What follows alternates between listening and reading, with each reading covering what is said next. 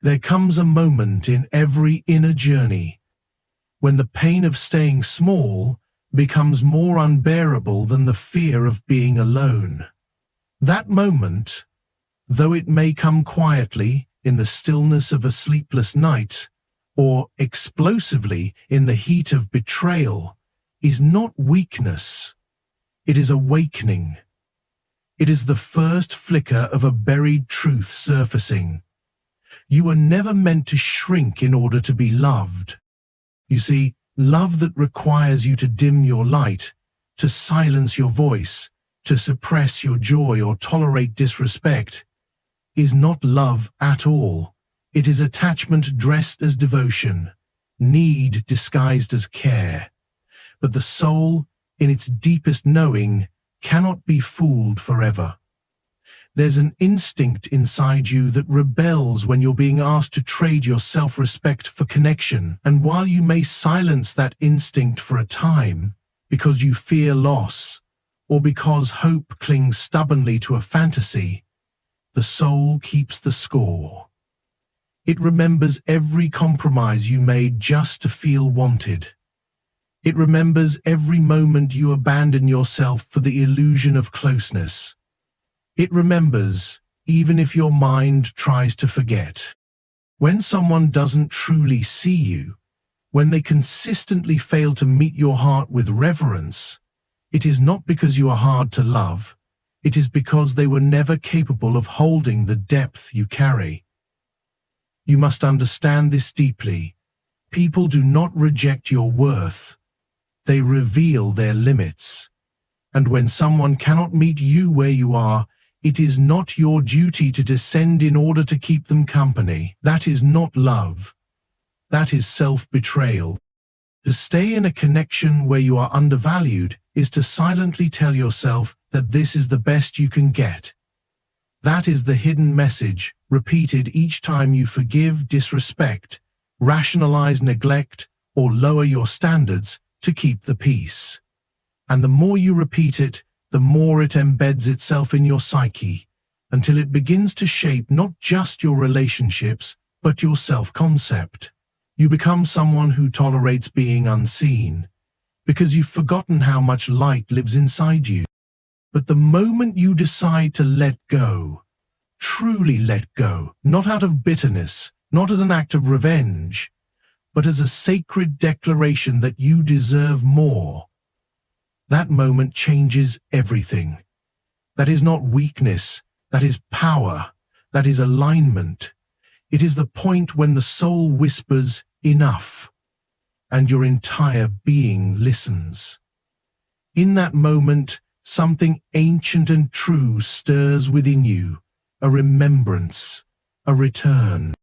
Letting go of someone who never deserved you is not just the end of a relationship, it is the end of a lie. The lie that you were too much, or not enough, or somehow flawed in ways that made you unworthy of being cherished. No, what was flawed was the belief that love could only be earned by shrinking, pleasing, or staying silent. You were never meant to be loved conditionally. You were never meant to audition for affection. Your existence is not a performance to be judged. You are meant to be loved as you are, fully, fiercely, unapologetically. And if someone couldn't do that, it's not your failure, it's your signal to walk away with dignity. It is here, in the silence after goodbye, that something sacred begins, a new relationship, not with another, but with yourself. You begin to reclaim the energy you once gave away so freely. You begin to hear your own voice again, unfiltered by someone else's expectations. You begin to see yourself not as someone waiting to be chosen, but as someone who chooses themselves. And from this place, everything shifts. Because the truth is, you are never asking for too much. You are just asking the wrong person. And now that you've remembered who you are, You will never again trade your light for temporary warmth. You will never again confuse attention for love. You will never again settle for being tolerated when your soul came here to be celebrated. Letting go, then, is not defeat. It is liberation. It is the soul's quiet triumph over the noise of fear. It is the moment you return to yourself, not broken, but whole, not bitter, but wise, not empty, but full of something the other person could never give you, your own power. And from that place, you rise. There is a kind of love that costs far more than it gives. It's the kind that slowly convinces you to silence parts of yourself, to compromise your truth, to endure more than you ever should in the name of connection. But that kind of love, if it can be called love at all, is a cage. And the longer you stay in it, the more you forget that your soul was meant to soar. Real love is not supposed to feel like self-abandonment. Yet many find themselves trapped in relationships where every day becomes a quiet negotiation with their own authenticity.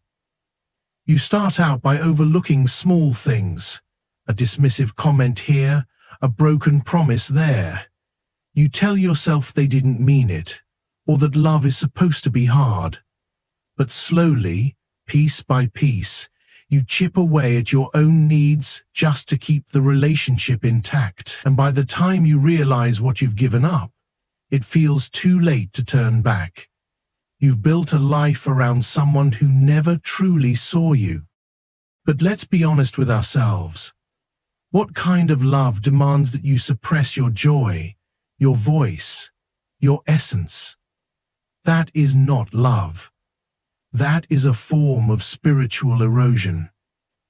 When you find yourself constantly walking on eggshells, when your heart is filled more with anxiety than with peace, when you're giving endlessly and receiving crumbs in return, then what you're holding on to is not love, but fear. Fear of being alone, fear of starting over, fear of confronting the truth that you've outgrown someone who never knew how to grow with you. The tragedy is not that they couldn't love you the way you needed.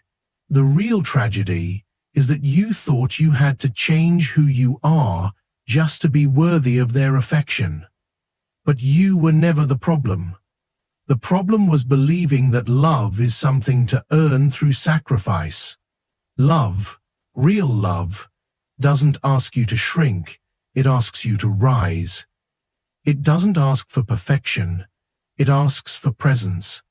And most of all, it doesn't ask you to betray yourself. When you stay in a relationship that requires you to betray your values, your boundaries, your voice, it drains the very life force that animates your being. And yet, the world has taught so many to endure rather than to walk away. It teaches you that staying is strength, that leaving is weakness. But sometimes, the strongest thing you can ever do is leave the table when love is no longer being served. There is a certain moment in life when the pain of staying finally outweighs the fear of letting go. And that moment is sacred. That moment marks the beginning of your return to yourself. It is a reawakening. You begin to realize that no amount of love you give will ever be enough for someone who does not value themselves, because they will never know how to value you. And it's not your job to fix that. It's not your role to sacrifice yourself trying to awaken someone else's heart. That is where the power of letting go reveals itself. When you stop trying to make it work, when you stop fighting for someone who won't even meet you halfway, you reclaim your energy, you reclaim your clarity, and most importantly, you reclaim your self-respect. What you couldn't see while you were wrapped in the pain of holding on becomes blindingly clear in the quiet that follows your release. You were never asking for too much. You were just asking someone who wasn't capable of giving. The beauty of letting go is that it doesn't just free you from the other person, it frees you from the false version of yourself you became in order to be loved. You begin to remember who you were before the compromise, before the anxiety, before the constant questioning of your worth. You begin to hear your own voice again. And what it tells you is this: love should never cost yourself. To love yourself enough to walk away from what doesn't serve you is not selfish, it's sacred. It is the beginning of true love, not the end of it. Because real love starts within, and when you no longer abandon yourself for the sake of another, you create space for the kind of love that doesn't diminish you, but reflects your wholeness back to you. You don't have to keep choosing pain to prove that you're loyal. You're allowed to choose peace. And sometimes, choosing peace means finally letting go. There is something profoundly healing that happens the moment you choose to let go of someone who never truly valued you. At first it feels like emptiness, a silence you're not used to, a strange kind of quiet where once there was noise, distraction, tension. And it's easy to mistake that silence for loneliness, easy to think that something's missing. But in truth, that space is sacred. That space is the beginning of your return to wholeness. Because when you are entangled in a relationship where your worth is questioned, where your soul is denied the room to breathe, you lose yourself in ways that aren't always visible. You lose your voice in the constant over-explaining. You lose your joy in the overthinking. You lose your boundaries in the name of keeping the peace. Over time, the person you were becomes a faint echo, distant, almost unrecognizable, and yet you stay. Not because you're weak, but because your hope was stronger than your pain. You believe that if you just loved a little harder, gave a little more, endured a little longer, it would be enough. But some people don't change. Some people aren't ready to meet you in the depth you offer. And so, there comes a moment, not loud or dramatic, but calm and undeniable, when you realize that holding on is costing you more than letting go ever will. That moment is not loss, it is clarity. It is the beginning of something far greater than just walking away.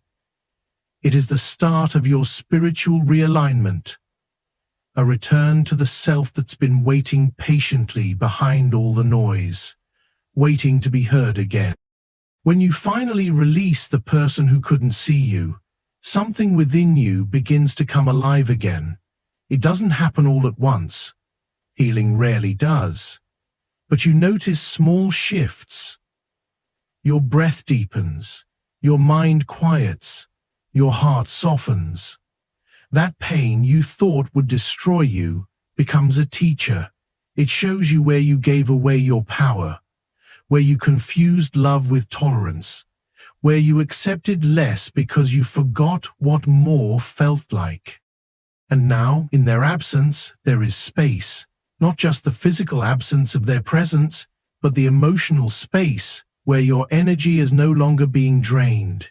You are no longer locked in the cycle of trying to fix what was never your responsibility. You are no longer bound by the anxiety of walking on eggshells or bracing for the next moment of disappointment. That mental noise starts to fade, and in its place, silence blooms, and from that silence the voice of your soul returns. This is the spiritual gift of letting go. It creates the room for healing, for remembering, for coming back into alignment with who you truly are. It is not just about removing someone from your life. It's about removing the version of you that existed in their shadow. It's about stepping back into the light of your own truth. The version of you that is not afraid to take up space. Not afraid to speak without being dismissed. Not afraid to be alone because you now understand that being alone is not the same as being empty. In fact, it is often in the aloneness that we meet ourselves most clearly. So many fear letting go because they fear the void. But the void is not the enemy. The void is where creation begins. It is the womb of transformation. What feels like nothingness is actually the fertile ground of rebirth. You have cleared the field. You have pulled out the weeds. Now the soil of your soul is ready to grow something real. Something rooted in mutual respect, honesty, and love that nourishes instead of drains. You don't need to rush to fill the space that letting go has opened. Let it be empty for a while. Let it echo. Let it breathe. Because in that sacred stillness, the real work begins. Not of chasing a new connection, but of reconnecting with your own spirit. And from that place of fullness, you will no longer settle. You will no longer beg to be seen. You will no longer hand over your peace just to avoid being alone. Letting them go was never about them. It was always about you. About finally choosing yourself. About returning to the self that was buried under years of trying to be enough for someone who couldn't recognize your value. And in choosing yourself, you've begun a new kind of relationship. One that doesn't begin in compromise, but in truth. Because their absence isn't a loss. It's the opening your soul has been waiting for. When you finally let go of someone who never deserved you, something deep within you begins to shift. At first the change is subtle, almost imperceptible. A bit more silence in the morning, a new kind of stillness in your body, the absence of that constant tension in your chest, the weight that sat on your shoulders for far too long. But over time, that stillness begins to speak, and what it tells you is this: there was never anything wrong with you. You were simply trying to bloom in soil that could not nourish you. You begin to realize how much of your identity had been shaped by the struggle to be loved by someone incapable of meeting you where you are. You start to see how often you dimmed your light to avoid making someone else feel insecure, how often you softened your voice so they wouldn't feel small. And now, with them gone, you begin to feel the return of something sacred, your own wholeness. It's strange how pain can mask your truth. When you are constantly trying to hold a relationship together, your focus narrows. You become consumed with what's wrong, what needs fixing, what you must do to make it better. And in that endless loop of fixing and adjusting, you forget the truth of your being. You forget that you are never broken, that your worth was never tied to their ability to see it. Their inability to love you was never a mirror of your inadequacy. It was a reflection of their own inner limits. But now, in the quiet aftermath of release, you have room to remember. You begin to reconnect with the parts of yourself that had been put on pause, the dreams you silenced, the desires you buried, the voice you held back. All of these things begin to stir again, slowly waking from their slumber. It feels fragile at first, this reconnection, like touching something delicate after a long time.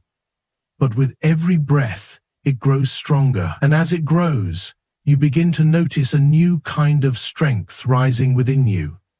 Not the strength that comes from enduring, but the strength that comes from knowing who you are without needing anyone's permission. Letting go doesn't just free you from the relationship, it frees you from the roles you unconsciously agreed to play: the caretaker, the fixer, the forgiver, the one who always understood even when you were the one hurting. And now, you don't have to perform anymore. You don't have to carry someone else's emotional weight. You can just be. And in that being, you begin to heal. This healing is not always loud. It doesn't always look like radical transformation. Sometimes it looks like crying in your car. Sometimes it looks like sitting in silence with no urge to speak. Sometimes it looks like walking alone, not because you're lonely, but because you're learning to enjoy your own company again.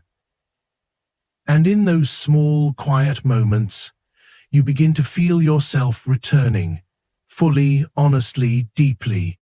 You realize that the love you were searching for in them, the safety you craved, the understanding you longed for, it's all been waiting for you within yourself. And as you begin to give those things to yourself, the void begins to fill, not with distractions or temporary pleasures, but with something real. You start to create your own peace. You start to anchor yourself in your own presence. You no longer need someone to complete you because you understand now that you were never incomplete. And then one day, without fanfare or announcement, you'll wake up and realize that the pain is no longer the loudest voice in the room. It will still be there, like a scar on the soul, but it won't define you. You'll carry it with dignity, not as a reminder of what you lost, but as a testament to what you found, the version of yourself who no longer begs to be loved, who no longer accepts being overlooked, who no longer mistakes suffering for loyalty. That is the quiet power of letting go. It doesn't scream. It doesn't chase. It simply honors what is no longer aligned and makes room for what is. And what is coming, what will grow in that open space, is not a return to what was, but a rebirth of what has always lived within you, waiting to be remembered. Because the truth is, you never really lost them, you just found yourself.